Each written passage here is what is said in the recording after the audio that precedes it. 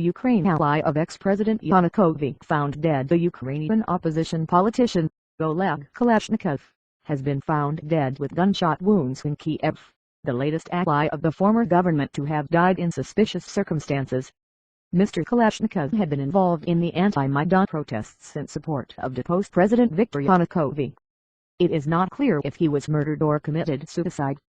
Police say an investigation has been launched. At least 8 Yanukovych allies have died suddenly in the last 3 months.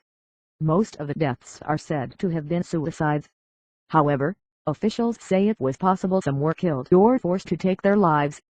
Commentators in Ukraine have accused supporters, as well as opponents, of the current pro-Western government of involvement in the deaths. The BBC's David Stern in Kiev says no motive has emerged linking the deaths and no arrests have been made.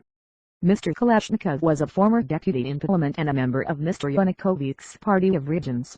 Accounts of his death differ, with some sources saying his body was found outside his flat in Kiev and others saying it was found within. Mr. Yanukovych fled Ukraine in February last year, after months of increasingly violent protests against him, centered on the Maidan, Kiev's main square.